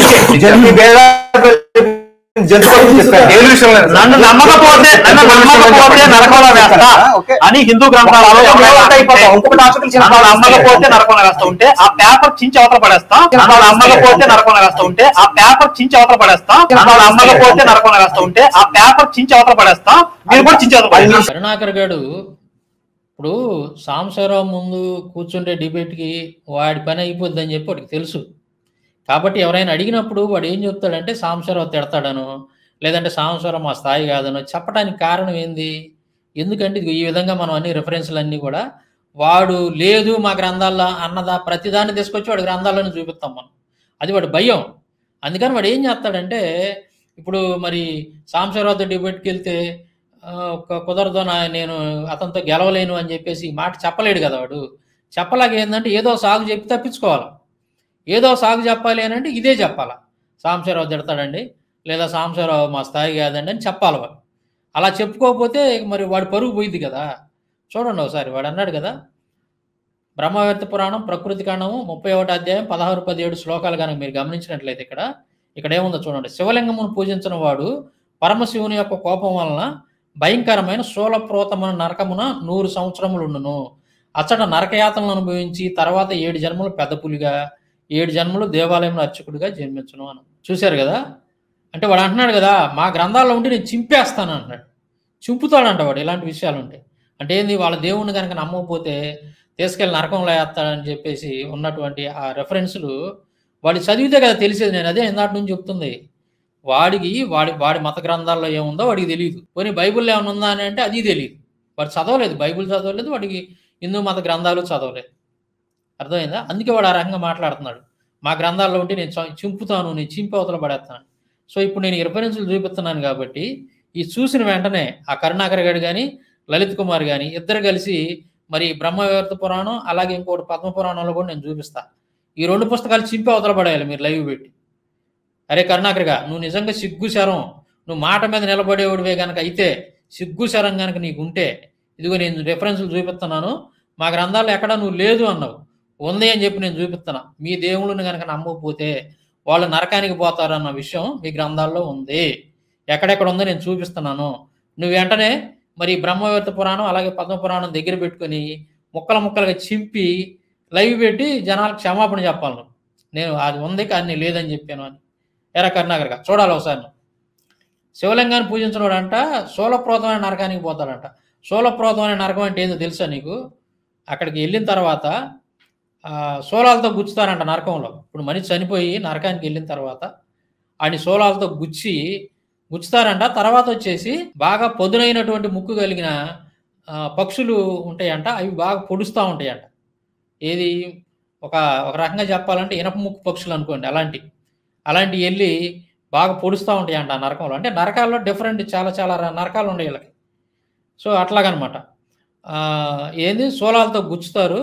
అదేవిధంగా బాగా వాడైనటువంటి పొదునైనటువంటి ముక్కు కలిగిన పక్షులు వచ్చి పొడుస్తూ ఉంటాయి. అక్కడ ఆకలి దప్పికతోటి అల్లాడి చాలా బాధలు యాతనలు అనుభవిస్తూ ఉంటారంట అక్కడ ఆ నరకంలో. ఏది శూలప్రోతమైన నరకం. శూలప్రోతమైన నరకం అంటే అదనమాట, వాళ్ళ గ్రంథాల్లో రాసింది. అలాగే తర్వాత ఇంకోటి చూడండి, ఇదేమో శివుణ్ణి పూజించిన వాళ్ళ సంగతి. అలాగే విష్ణువుని పూజించినటువంటి వాళ్ళ పరిస్థితిని చూద్దాం. ఇక్కడ చూడండి, పద్మపురాణం భూమికాండం 96వ అధ్యాయం 11వ శ్లోకం. ఇక్కడ సమస్త ప్రపంచానికి పరిపాలకుడైన విష్ణువుని పూజించిన వారు నరకానికి పోతారు, విష్ణువుని పూజించినటువంటి వారు నరకానికి పోతారు అని చాలా క్లియర్గా పద్మపురాణంలో భూమికాండంలో ఉంది, చాలా స్పష్టంగా ఉంది. ఎందుకు మా గ్రంథాల్లో లేదు అని చెప్పి అబద్ధం ఎందుకు ఆడుతున్నారు మీరు? మీ హిందూ మత గ్రంథాల్లో స్పష్టంగా ఉంది కదా కరుణాకర్గా. మరి నువ్వు 2 పుస్తకాలు చింపేయాలి, బ్రహ్మవేత్త పురాణం అలాగే పద్మపురాణం. 2 పుస్తకాలు ముక్కలుగా చింపి అవతల పడేయాలి కరుణాకర్గా. నువ్వు నిజంగా మాట మీద నిలబడేవాడే కనుక అయితే. రే కరుణాకర్గా, వినాలి జాగ్రత్తగా. నువ్వు నిజంగా మాట మీద నిలబడేవాడివే కనుక అయితే ఈ 2 పుస్తకాలను నువ్వు చింపేయాలా. ఇది ఇలాంటి దరిద్రమైన విషయాలు మా గ్రంథాల్లో ఉండేవని నువ్వు చెప్పాలా. ఎందుకంటే మీరు అది తప్పు అంటున్నారు కాబట్టి, అలా ఉండకూడదు అంటున్నారు కాబట్టి అది మీరు చేయాలి ఆ పని, మేము చేయాల్సిన అవసరం లేదు. ఎందుకంటే సృష్టికర్తను నమ్మనటువంటి వాడు ఖచ్చితంగా నరకానికి పోవాల్సిందే. దాన్ని మేము యాక్సెప్ట్ చేస్తున్నాం, కానీ మీరు యాక్సెప్ట్ చేయట్లేదు కదా. కాబట్టి నువ్వు అర్జెంటుగా ఇదిగో మీ దేవుళ్ళు చెప్పినటువంటిది ఇక్కడ చెప్పారు కాబట్టి శివుని పూజించిన వాళ్ళు విష్ణువుని పూజించిన వాళ్ళు నరకానికి పోతారు అని చెప్పి బ్రహ్మవేత్త పురాణంలో అలాగే పద్మపురాణంలో ఉంది. కాబట్టి మీరు ఖచ్చితంగా 2 పుస్తకాలను చింపి అవతల పడేయండి. ఇంకా ఇలాంటి ఈ నన్ను నమ్మకపోతే నరకమే అనేటటువంటి ఒక చాప్టర్ ఉంటుంది, నేను రాసినటువంటి పార్ట్ 2 బుక్లో ఈ చాప్టర్ ఉంటుంది. ఈ చాప్టర్లో దాదాపు 10 పేజీలు ఉంటుంది, ఈ రెఫరెన్స్లన్నీ ఉంటాయి. ఇంకా ఈ 2 కాదు, అంటే నేను మొత్తం మీకు ఒకేసారి చెప్తే ఆ పుస్తకం చదివేటప్పుడు మీకు థ్రిల్లింగ్ ఉండాలి కదా, అందుకని నేను అన్ని చెప్పట్లా. చాలా విషయాలు ఉన్నాయి, 10 పేజీల చాప్టర్ ఉంది, నన్ను నమ్మకపోతే నరకమే అనేటటువంటి చాప్టర్ అది. అందులో ఇట్లాంటి ఆణిముత్యాలు చాలా ఉన్నాయి కరుణాకర్గా, ఈ 2 కాదు. నేను ఊరక శాంపిల్ మాత్రం ఈ 2 నేను పెద్ద చూపిస్తున్నాను మీకు. అలాగే దేవి భాగవతంలో చూసుకున్నా కానీ ఆ దేవిని నమ్మనటువంటి వాళ్ళకు అనేక రోగాలు కుష్టులు ఇట్లాంటి దరిద్రం అంతా వచ్చింది అని చెప్పేసి కూడా రాసి ఉంది దాంట్లో. చాలా ఉన్నాయి అలాంటి. అదనమాట. మనం ఏంటంటే ఈ కరుణాకర్ గారి మన దగ్గర కూర్చుంటే ఇట్లాంటివన్నీ వాడు మా గ్రంథాల్లో లేవు లేవు లేవు అన్నాయన్నీ ఇదిగో ఉన్నాయి ఉన్నాయి ఉన్నాయి చూడరు అని చెప్పేసి మనం రెఫరెన్స్లతో వాడి ముఖాన్ని కొడతాం. అది వాడికి భయం. వీడు వస్తే ఎక్కడ మన ఆటలు సాగు, ఎందుకు వచ్చిన బాధ, ఇక నా పని ఆ రోజుతో అయిపోద్ది, ఆ డిబేట్లో వీడు తేల్చేస్తాడు అని చెప్పి భయం వేసి కరుణాకర్ గారికి మన ముందు కూర్చోవడానికి భయం వేసి సాకులు కావాలి కదా ఏదో ఒకటి, అతను తిడతాడండి లేదంటే అతను మా స్థాయి కాదండి అని ఇట్లాంటి సాకులు చెప్పి తప్పించుకుంటున్నాడు. అర్థమవుతుందా మీకు? అది విషయం. అసలు జాన్బాబు గారు వినాలి మీరు జాగ్రత్తగా. మీరు ఎప్పుడు మతోన్మాదులకి కొమ్ము గాయటం కాదు, అక్కడ చెప్పాలి. మీకు తెలియదా ఆంతర్యం ఏందో, వాడు ఎందుకు రావట్లేదు మీకు తెలియదా? మీకు ఎన్నాళ్ళ మీద చూస్తున్నారు గమనిస్తున్నారు, మీకు తెలియదా వాడు ఎందుకు డిబేట్కి రావట్లేదు? అర్థమైందా? అది కరుణాకర్ గారి స్థాయి, నా స్థాయి ఇది అనమాట. నా గ్రంథ పరిజ్ఞానం ఉందో వాడికి లేదు. ఇక బూతుల విషయానికి వస్తే అసలు వాళ్ళని మించిన వాళ్ళు ప్రపంచంలోనే లే. బూతుల విషయానికి వస్తే కరుణాకర్ గారిని మించినోడు ఈ ప్రపంచంలోనే లేడు. గోచిగాడు కాదు కదా, వాడి అమ్మ మొగుడు కూడా చాలడు బూతులు తిట్టే విషయంలో. మీకు తెలియదు ఆ విషయం. కరుణాకర్ గాడు గోచిగాడు అమ్మ మొగుడు, మీకు తెలుసా ఆ విషయం? గోచిగాడు వాళ్ళ అమ్మ మొగుడు కరుణాకర్ గాడు బూతులు తిట్టే విషయం. నేను ఎందుకు చెప్తున్నానంటే, వీడు యూట్యూబ్లో వీడియోలు పెట్టకముందు ఫేస్బుక్లో పోస్టులు పెట్టి డిబేట్స్ చేస్తుండేవాడు, ఆన్లైన్ డిబేట్లో. ఇక బూతులు, పచ్చి బూతులు, సమాధానం చెప్పలేక. అందువలన వాడి గురించి నాకు, వాడి చరిత్ర ఏందనేది నాకు తెలుసు మొత్తం. సుగుణ్ లంకలో వాడి కథ ఏందనేది కూడా నాకు తెలుసు మొత్తం. వాడు ఎందుకు నాతో డిబేట్కి రావట్లేదో మీకు తెలియదు, పూర్తిగా తెలియదు, బ్యాక్గ్రౌండ్ తెలియదు మీకు. అందువలన వాడు ఏదో ఇట్లా అన్నాడండి, వాడు ఇట్లా అన్నప్పుడు నేను మెదలకుండా సైలెంట్గా ఫోన్ పెట్టేశానండి అని జాన్ బాబు గారు చెప్తున్నాడు. నువ్వు అనలేవా? నీకు నోరు లేదు? నువ్వు చూడలేదా రోజు ఆన్లైన్లో ఏం జరుగుతుందో? యూట్యూబ్లో వీడియోలు ఈ మతం మొదలు ఎలా పెడుతున్నారో నీకు తెలియదా? నువ్వెందుకు అడగలేకపోయావు? ఏందండి మీరు అలాగంటారు? మీరు అసలు సాంశరం, మీరు ఎవరన్నా 100 మాటలంటే ఒక మాట అంటాడు ఆయన. మేము చూస్తూనే ఉన్నాం కదా, అసలు మిమ్మల్ని మీకంటే ఎక్కువ ఎవరండి బూతులు తిట్టేది? బూతులు కేరాప్ అడ్రస్ మీరు కదా, మీ దేవాలయాల మీద కూడా ఆ బొమ్మలే కదా ఉంది, బూతులకు సంబంధించిన వాళ్ళు కదా మీరు అని చెప్పి గట్టిగా నిలదీసి అడగొద్దు. అదేమంటే వాళ్ళు అంటారండి, వాళ్ళ అన్నిలు వాళ్ళు అంటారు, మనం అనకూడదు. అన్నిలు అయితే వాళ్ళకి లైసెన్స్ ఏమైనా ఇచ్చావేంది నువ్వు బూతులు తిట్టమని? కాదండి జాన్ బాబు గారు, నాకు తెలియక అడుగుతాను. అన్నిలు అయితే క్రైస్తవులను బూతులు తిట్టమని ఉందా ఎక్కడన్నా? రాజ్యాంగంలో ఏమైనా రాసి ఉందా? పోనీ మన బైబిల్లో దేవుడు ఏమని చెప్పాడా? బూతులు తిట్టండి మా క్రైస్తవులు మీరు అంతా అని చెప్పి దేవుడు ఏమని చెప్పాడు వీళ్ళకి?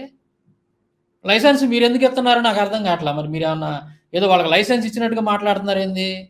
ఈ మతోన్మాదులు అందరికి బూతులు తిట్టడానికి హక్కు ఉంది, క్రైస్తవులను తిట్టడానికి హక్కు ఉంది అన్నట్టుగా మాట్లాడుతున్నారు, నాకు అర్థం కావట్లా. అసలు ఎవడండి వాడివుడు మనల్ని బూతులు తిట్టడానికి? వాడికి ఏం రైట్స్ ఉన్నాయి? ఎగిరి తన్నాలు ఆంధ్ర పడేసి ఎవడు మనల్ని ఎందుకు తిట్టాలో బూతులు అంటున్నా నేను. వాడికి ఏం రైట్స్ ఉన్నాయి? ఎవడవాడు? వాడు ఏమన్నా మనం పెడుతున్నాడా పోతున్నాడా? వాడు బూతులు తిడితే మనం పడేది ఎందుకని తిడతాడు వాడు? వాడికి కానీ ఒళ్ళు బలిసి తిడతాడా? క్రైస్తవులు ఎందుకు తిట్టాలి ఒక మతోన్మాది బూతులు? ఎందుకు సైలెంట్గా ఉండాలి మనం? అసలు ఏందో ఏం మాట్లాడతాడు ఈ జాన్ బాబు, అలా అర్థం కాదు. అట్టాటోళ్ళు కూడా కొంతమంది ఉన్నారు మన క్రైస్తవులు. ఏమంటున్నా సరే మెదలకుండా వెళ్ళిపోండి. మన దేవుని దూషించినా ఏమన్నా సరే నోరు మూసుకొని మెదలకుండా పోండి, నోరు లేనుడికి మళ్ళీ దద్దమ్మలాగా బతకండి క్రైస్తవులు అంతా అని చెప్పేటటువంటి ఒక వర్గం ఉంది మన క్రైస్తవుల్లో. అందుకే ఒక విలువ అనేది లేకుండా పోతుంది, భయం అనేది లేకుండా పోయింది క్రైస్తవుడు అంటే. ఇప్పుడు వాడు ఎందుకు తిడతాడండి మనల్ని? వాడికి ఏం హక్కు? ఎవడిచ్చాడు వాడికి రైట్స్, మనల్ని తిట్టే రైట్స్? నువ్వెందుకు నన్ను తిడతావని చెప్పి మనం ప్రశ్నించొద్దా? తిట్టు అని చెప్పేసి వాడికి ముందుగానే ఈయన చెప్పడం ఎలాగుందో చూడు. వాళ్ళు తిడతారండి అన్నిలు. ఎందుకు తిడతాడు? ఒళ్ళు కొవ్వెక్కి తిడతాడు వాడు, ఒళ్ళు బలిసి తిడతాడా? ఏంది వాడు గొప్ప ఏంది? ఎందుకు తిట్టాలి వాడు? మనం ఎందుకు పడాలా? లైసెన్స్ ఇచ్చేసినట్టు మాట్లాడుతున్నాడు, నాకు అదే ఆశ్చర్యంగా ఉంది.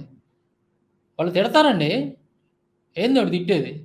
ఏదైతే మనం మాట్లాడుకున్నామో ఆ డిబేట్లో అది చెప్పకుండా, అరే నేను అప్పుడు నుంచి చూస్తున్నా, ఆ పోస్ట్ పెట్టినప్పుడు కానీ నేను చూస్తున్నా, అరే మేము మాట్లాడుకున్న విషయం ఏమైనా చెబుతాడేమో ఉన్నట్టుగా. అంటే ఆయన అనివార్య కారణాల వల్ల రావట్లేదు, మేము ఆల్రెడీ సంప్రదించాం. ఆయన షరతులు కొన్ని పెట్టాడు, అందువల్ల రావట్లేదు. ఆయన ఆన్లైన్ డిబేట్ అయితే వస్తానన్నాడు, మాట్లాడమన్నాడు, లేకపోతే లేదు. ఆయనకి నేను ధైర్యం చెప్పాను, ఏం పర్లేదు నేను ఉన్నాను, వాళ్ళు ఏం చేయరు, మిమ్మల్ని కొట్టరు తిట్టరు, రండి అని చెప్పి నేను ధైర్యం చెప్పాను. అక్కడికి వెళ్తే వాళ్ళు మనల్ని మాట్లాడనీరు అని అన్నాడండి సాంబశివరావు అని ఒకటన్నా నేను అన్న మాట చెప్పకుండా ఏం లేకుండా, మన ఇద్దరి మధ్య ఏం డిస్కషన్ జరిగిందో అది చెప్పకుండా మతోన్మాదులు సపోర్ట్గా మాట్లాడుతుంటే నాకు అది ఆశ్చర్యంగా ఉంది. జాన్ బాబు గారు, మతోన్మాదులు సపోర్ట్గా మాట్లాడుతున్నావు, నువ్వు అబద్ధాలు ఎందుకు చెప్తున్నావు నా మీద? నాకు అది అసలు మీ మీద గౌరవం, మొన్నటిదాకా గౌరవం ఉండింది నాకైతే. నాకు మొన్నటిదాకా కాస్త మీ మీద గౌరవం ఉంది. మీరు ఈ రకంగా అబద్ధాలు చెప్తుంటే, ఇంత ఈర్ష్య పడుతుంటే నా మీద, మీ మీద ఉన్న గౌరవం పోయింది నాకు. జాన్ బాబు గారు, మీ మీద నాకున్నటువంటి గౌరవం పోయింది. ఎందుకు ఎప్పుడు చూసినా మతోన్మాదుల పక్షంగా వాళ్ళని కోపేసుకొని వచ్చి మాట్లాడుతుంటారు? వాళ్ళని అడగలేరు, మీకు నోరు లేదా? ఇప్పుడు వాళ్ళు ఫోన్ చేసినప్పుడు మనకే కాదు వాళ్ళకు కూడా చెప్పాలి, మీరు ఇలా తిట్టకూడదయా, ఇది పద్ధతి కాదు, ఇది మంచి పద్ధతి కాదు, క్రైస్తవులు మీరు అలా తిట్టబాకండి, మేము మిమ్మల్ని తిట్టం, మీరు మమ్మల్ని తిట్టవద్దు, మనం మంచిగా ఉందామని చెప్పి అట్లా చెప్పేదే ఉండదు. వాళ్ళంటే అన్నారంట సాంబశివరావు తిడతాడు అది ఇది అని అన్నారంట, అందుకని నేను సైలెంట్ అయిపోయాడంట. సాంబశివరావు ఊరకనే తిడుతున్నాడా? లేదంటే వాళ్ళకి మళ్ళీ స్థాయి దిగజార్చి లకారాలు గికారాలు పెట్టి భయంకరంగా నేనేమో దూషిస్తున్నాను, వాళ్ళని తిడుతున్నాను? వాళ్ళ స్థాయికి దిగజారి నేనేం మాట్లాడినా? తెలీదా? వీడియోలు చూడట్లేదా మీరు? కౌంటర్ వీడియోలు నేను పెట్టేదన్నీ కూడా తెలీదా మీకు? ఇది జాన్ బాబు గారు కాల్ రికార్డింగ్ ఉంది కాబట్టి సరిపోయింది. లేకపోతే జనం ఏమనుకుంటారు చెప్పండి? ఇప్పుడు మీరు ఏదైతే నెగిటివ్గా నా మీద చెప్పారో అదే నిజం అనుకుంటారు కదా. నేనేదో షరతులు పెట్టి పారిపోయినట్టుగానే ఉంది మీరు మాట్లాడే మాట. నేను ఏదో షరతులు పెట్టి నేను ఆన్లైన్ డిబేట్ అయితే చేస్తాను అన్నట్టు, లేదా ఆడపోతే నన్ను ఏదో చేస్తారని నేనేదో భయపడినట్టు ఈ విధంగా చెప్పుకొచ్చారు మీరు. అసలు అది నిజమే నమ్ముతారుగా జనాలు.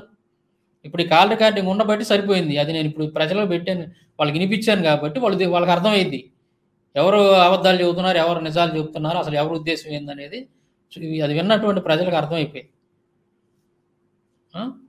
ఎందుకు మీరు ఇలాగా మరి మతోన్మాదులను ఎందుకు భుజాన్ని వేసుకొని మోస్తున్నారో నాకు అర్థం కావట్లేదు.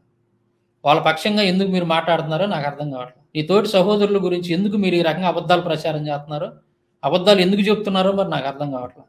ఒకటే నేను అనుకుంటుంది ఏంటంటే ఈర్ష్య నా మీద మీకు. ఎక్కడ పెట్టినా సాంబశివరావు అని కామెంట్లు పెడుతున్నారు, ఆయన గురించి గొప్పగా చెప్తున్నారు, ఫోన్లు చేసి ఆయన డిబేట్లు తీసుకెళ్ళండి అని చెప్తున్నారు అని ఒక రకమైనటువంటి ఈర్ష్య మీలో ఉండబట్టి ఏంది సాంబశివరావు ఏం మాట్లాడాడు అది చెప్పకుండా ఇంకా రకరకాలుగా కల్పించుకొని ఏదేదో చెప్తున్నారు. ఇది ఎంతవరకు కరెక్ట్ చెప్పండి? కాల్ రికార్డింగ్ ఉండబట్టి సరిపోయింది.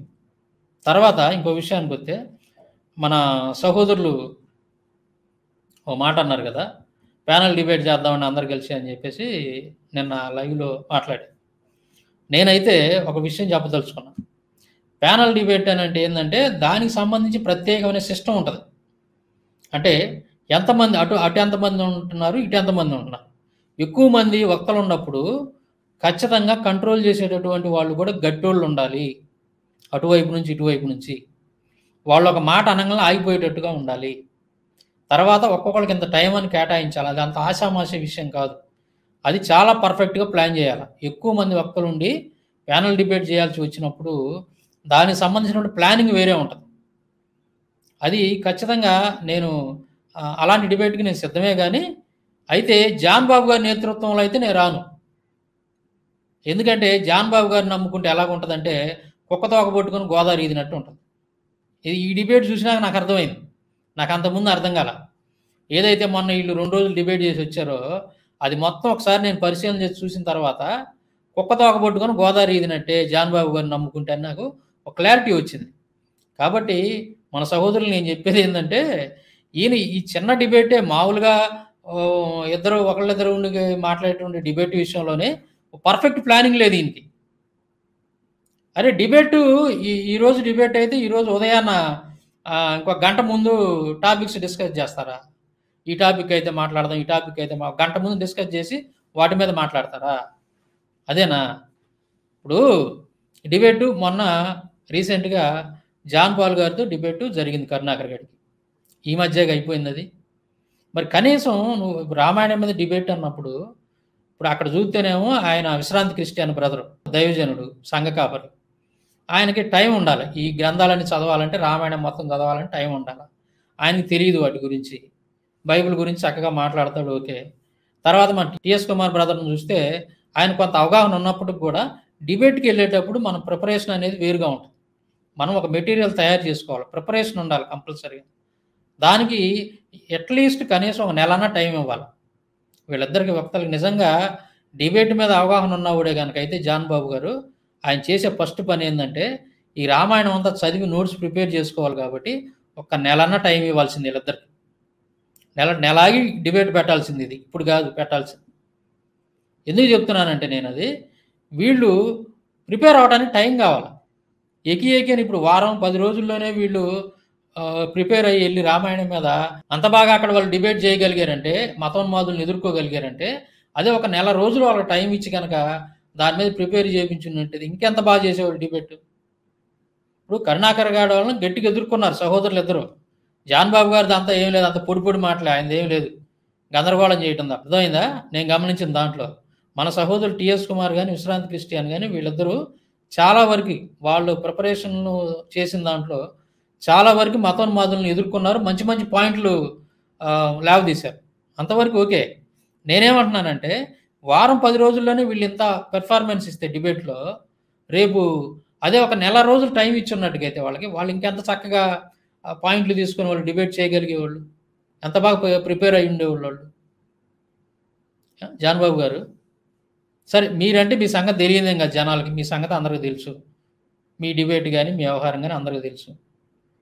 ఇప్పుడు అక్కడ కూర్చొని టైం ఉంటుంది ఎక్కడ మన డిబేట్లో కూర్చున్నప్పుడు ఇది ముగ్గురికి కలిసి ఒక 15 నిమిషాలని టైం ఉంటుంది.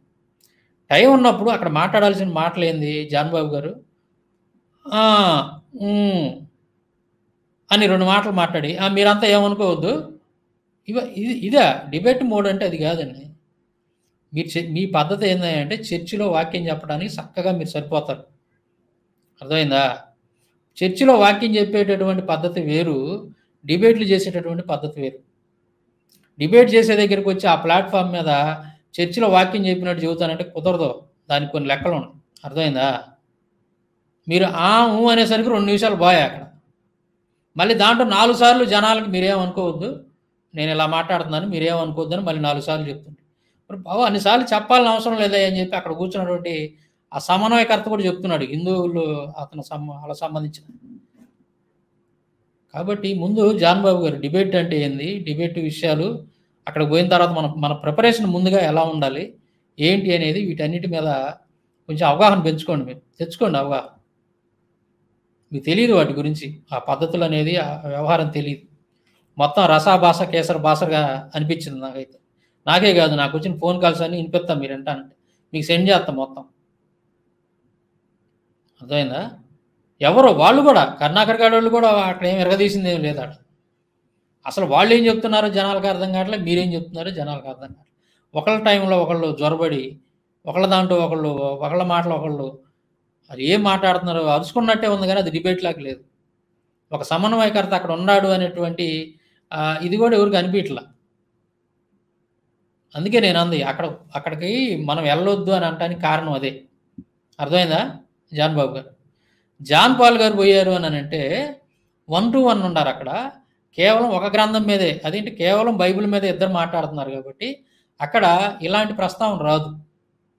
చాలా స్పష్టంగా వెళ్ళిపోయింది ఆ డిబేట్ అనేది జనాల్లో, వీళ్ళు ఏం చెప్తున్నారు, ఇద్దరు వక్తలు ఏం చెప్తున్నారు అనేది చాలా స్పష్టంగా జనాల్లోకి వెళ్ళిపోయింది.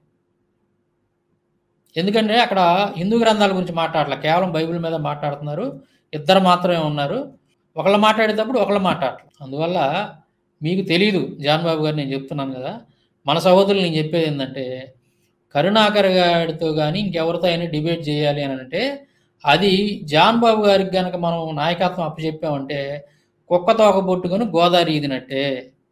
ఈయన ఈ చిన్న డిబేట్స్కే ఈయన వల్ల కాలేదు. ప్యానల్ డిబేటుని సమర్థవంతంగా ఒక ప్లానింగ్ తోటి నిర్వహించేటటువంటి సత్తా అనేది జాన్ బాబు గారికి లేదు, అందులో డౌటే లేదు. ఆయన పనికిరాడు అసలు. కాబట్టి దానికి సమర్థులైనటువంటి వాళ్ళని ఎవరినైనా మీరు ఎన్నుకొని ఓకే అనే పని అయితే నేను సిద్ధమే, దాంట్లో డౌటే లేదు. తర్వాత జాన్ బాబు గారికి నేను చెప్పేది ఏంటంటే మీరు ఇక నుంచి కరుణాకర్ గారికి నా గురించి మీరే రికమెండ్ చేయాల్సిన అవసరం లేదు, అర్థమైందా? మీరేదో దాన్ని ఒక ప్రౌడ్గా ఫీల్ అవుతున్నారు, ఏదో లడ్డు దొరికినట్టుగా, ఏదో వాడిని కలిసి వస్తే అదేదో ఒక మదర్ తెరిసాని ఒక పుణ్యమూర్తిని కలిసి వచ్చినంత ఫీల్ అయిపోతున్నారు. వాడు మామూలుగానే ఒక మత ఉగ్రవాది, మతోన్మాది, వాడు అదే వేస్ట్ ఫీలో కరుణాకర్ గారు. కాకపోతే వాడు బైబిల్ గురించి అదే పనిగా దోషంలో చేస్తున్నాడు కాబట్టి ఆ విషయంలో వాడికి ఆన్సర్లు చెప్పడానికి, ప్రజలకు తెలియజేయడానికే వాడితో డిబేట్ చేస్తున్నాం. కానీ వాడు ఒకవేళ నీకు గొప్ప అయితే అయి ఉండొచ్చు, మాకు గొప్ప ఏం కాదు. వాడు ఒక ఎందుకు పనికిరాని వేస్ట్ ఫీల్ వాడు కరుణాకర్ గారు. నా ముందు అసలు ఎందుకు పనికిరాడు, అర్థమైందా జాన్ బాబు గారు? మీ గొప్ప ఏమో, ఒకవేళ మీరు అక్కడికి వెళ్ళి వస్తే అదేదో పెద్ద గొప్పగా ప్రౌడ్గా ఫీల్ అవుతున్నారేమో, కానీ నాకు ఆ ఉద్దేశాలు ఏమి లేవు. అందువల్ల మీరు ఇక నుంచి నా గురించి అయితే వాడి దగ్గర మీరు రికమెండేషన్ చేయాలని పని అవసరమే లేదు. సాంబశివరావు వస్తాడు, నేను వస్తాం, ఎట్లా ఒక డిబేట్ చేయండి, గుంటూరులో చేయండి, విజయవాడలో చేయండి అని చెప్పి నా పక్షాన్ని మీరు అసలు మాట్లాడాల్సిన అవసరమే లేదు. వాడికి గనక దమ్ము ధైర్యం ఉంటే, వాడి దగ్గర సత్తా ఉంటే, నన్ను ఎదుర్కోగలిగేటటువంటి సామర్థ్యం వాడి దగ్గర ఉంటే, ఆ దమ్ము ఉంటే వాడు వచ్చి నా ముందు కూర్చుంటాడు, మేము డిబేట్ చేస్తాం. రోషం పాసం ఏమన్నా వాళ్ళు కొద్దిగా సిగ్గు శరం ఓనం మనం ఏమన్నా మిగిలి ఉంటే మేమిద్దరం డిబేట్ చేస్తాం. వాడే వస్తాడు నా దగ్గరికి, నేను పిలుస్తా, వాడు వస్తాడు. లేదా వాడు పిలిస్తే ఖచ్చితంగా మేము డిబేట్ చేస్తాం. చెప్పాను కదా, నేను ఎవరితో డిబేట్ చేసినా సరే విజయ్ కుమార్ గారు, విజయప్రసాద్ రెడ్డి గారి డిబేట్ ఎలాగైతే ఉందో ఆ పద్ధతిలో మాత్రమే డిబేట్ జరిగింది. ఆ పద్ధతిలో జరిగింది. నా దగ్గరికి వాడు రావాల్సిన అవసరం లేదు, వాడి దగ్గర నేను పోవాల్సిన అవసరం లేదు. ఒక స్పష్టత అనేది ఉంటుంది. ఆ విధంగా డిబేట్ జరిగితే ప్రజల్లోకి వెళ్ళిద్ది మనం ఏం చెప్పాలనుకున్నది. నేను అటువంటి డిబేట్ మాత్రమే చేస్తా ఎవరితో చేసినా. అలాంటి డిబేట్ నేను కోరుకోను. అర్థమైందా? సరే, అది మీ ఇష్టం. మీరు ఎవరైనా వాడి దగ్గరికి వెళ్ళి చేయాలనుకుంటే అది మీ ఇష్టం. దాని గురించి నేనేమి మాట్లాడాల్సిన అవసరం లేదు, విమర్శించాల్సిన అవసరం నాకు లేదు. వ్యక్తిగతంగా నా అభిప్రాయం అయితే ఇది. అర్థమైందా? వాడు ఒక లోఫర్గాడు, కరుణాకర్ గాడు నా దృష్టిలో. పెద్ద లోఫర్గాడు వాడు. వాడిని కలిసి వచ్చినందుకు నువ్వు పొంగిపోతున్నావు, కానీ నేనైతే ఏం చేస్తాను తెలుసా? వాడికి ఒకవేళ వాడి దగ్గరికి పోయినా, లేదా వాడితో డిబేట్ చేసి వచ్చినా, వాడితో మాట్లాడి వచ్చినా, అర్థమైందా, నేనైతే ఇంటికి వచ్చినాక ప్రాయశ్చిత్తం చేసుకుంటా. ఏదో శుభ్రంగా మన ఇంట్లో ఉంటుంది కదా, యేసు రక్తం అని కొబ్బరి నూనె ప్రార్థన చేసుకున్నది ఏదో ఉంటుందిగా, అది కాస్త నోట్లో వేసుకొని ప్రాయశ్చిత్తం చేసుకుంటాను. అరే, ఇలాంటి పాపిస్టోడితో మాట్లాడి వచ్చానా నేను? నా దృష్టిలో వాడు అలాంటి వాడు జాన్బాబు గారు. ఒకవేళ మీ దృష్టిలో వాడు పెద్ద హీరోనో లేకపోతే వాడేదో పెద్ద ఒక సెలబ్రిటీ అయితే అవ్వచ్చు, నీకు అవ్వచ్చు అది. ఎందుకంటే మీరు తెనాలోళ్ళు కదా, వాడు పక్కన పల్లెటూరే కదా, తెనాలోళ్ళు కాబట్టి మీరు ఒకటే అవ్వచ్చేమో, కానీ నీకేమన్నా వాడంటే గుడ్డ నిలవట్లేదేమో. నాకైతే అలా అంటే నా దృష్టిలో వాడు ఒక చెంచాగాడు, వాడు ఒక వేస్ట్ ఫీలో నా దృష్టిలో, వాడు ఒక లోఫర్ గాడు. అర్థమైందా? కాకపోతే వాడు బైబిల్ మీద చేస్తున్నటువంటి వక్రీకరణని ఖండించడానికి వాడిని పిలుస్తున్నాను, బయట సమాజానికి తెలియజేయడం కోసం. బైబిల్ మీద వాడు చేస్తున్నటువంటి దోషణల గురించి వాడికి ఆన్సర్లు చెప్పడానికి మాత్రమే నేను వాడితో డిబేట్ అని అంటున్నాను తప్ప వాడు నా ముందు ఎందుకు పనికిరాడు, ఒక పెద్ద వేస్ట్ ఫీలో. అది జాన్బాబు గారు నేను చెప్పదలుచుకున్నది. మీరంతా చూశారు కదా, నాకు జాన్బాబు గారికి జరిగినటువంటి డిస్కషను. అలాగే ఆయన ఏం మాట్లాడాడు కూడా మీరు విన్నారు. ఎవరు ఏం మాట్లాడుతున్నారు, ఎవరు అబద్ధం చెప్తున్నారు ఏందనేది మీరు ఒకసారి ఆలోచించుకోండి. జాన్బాబు గారికి నేను చెప్పేది ఇది, ఇంకెప్పుడు కూడా నా గురించి కరుణాకర్ గారి దగ్గర నా ప్రస్తావన మాత్రం తేవద్దు మీరు. ఎందుకంటే వాడు గనక నిజంగా వాడి దగ్గర సత్తా ఉంటే, వాడి దగ్గర దమ్ము ధైర్యం ఉంటే, వాడు నమ్మేదే కనుక సత్యం అని వాడికి నమ్మకం ఉంటే వచ్చి నా ముందు కూర్చుంటాడు. వాడు రోషం ఉన్నవాడైతే వచ్చి నా ముందు కూర్చుంటాడు. లేదు ఎందుకు పనికిరాని పనికి మాలినోడు ఒక వేస్ట్ ఫీల్ అనుకుంటే వాడి జీవితం అలాగే పోతుంది. నేనే వాడి కాళ్ళ మీద పడి మీలాగా నేనేం ప్రాధేయపడను, రండి అయ్యా నాతో డిబేట్ చేయండి, రండి అని ప్రాధేయపడాల్సిన అవసరమే లేదు. ఎందుకంటే నేనే కొంతమంది డిబేటర్స్ తయారు చేస్తున్నా. ఇంకా రాబోయే రోజుల్లో చాలామంది డిబేటర్స్ తయారవుతారు. ఇంకా ఉండే కొంత ప్రతి క్రైస్తవుడు ఒక డిబేటర్సే. ప్రతి క్రైస్తవుడు ప్రతి ఒక్కడికి ఆన్సర్ చెప్పగలుగుతాడు రాబోయే రోజుల్లో. ఎన్నో రోజులు టైం పట్టదు. ఇంకా ఈ నెలలోనే మన పుస్తకాలు మీ చేతిలో ఉంటాయి. ఎన్నో విషయాలు హిందూ మత గ్రంథానికి సంబంధించిన విషయాలన్నీ కూడా ప్రతి ఒక్కటి మీరు తెలుసుకుంటారు. ప్రతి ఒక్క మతోన్మాదికి కూడా మీరు ఆన్సర్ చెప్పగలుగుతారు. అందుకోసం నేను ఇవన్నీ కూడా తయారు చేశాను. అనేక మంది డిబేటర్స్ తయారవుతారు ఇక నుంచి కూడా. సోషల్ మీడియాలో ఎవరు మాట్లాడినా సరే రెఫరెన్స్లు ఇచ్చి మాట్లాడతారు. అది ఈ నెలలో తప్పకుండా మనం రాస్తున్నటువంటి పుస్తకాలన్నీ కూడా మీ చేతుల్లో ఉంటాయి. సాంశరవింద డిబేట్లు అని మళ్ళీ ఇటు వెళ్తున్నాడని మీరు అనుకోవద్దు. నేను ఖచ్చితంగా ఆ పని మీదే ఉన్నా. ఏ పని మీద? పుస్తకాల పని మీద ఉన్నా. అవి ఎట్టి పరిస్థితుల్లో కూడా ఈ నెలలో మీ చేతుల్లో ఉంచుతాను నేను. ప్రార్థన చేయండి వాటి కోసం. ఇప్పుడు దాకా మరి వీడియోని చూసి వీక్షించినటువంటి మీ అందరికి కూడా ప్రభు అయిన యేసుక్రీస్తు నామములో మరొకసారి వందనాలు తెలియజేసుకుంటూ సెలవు తీసుకుంటాను.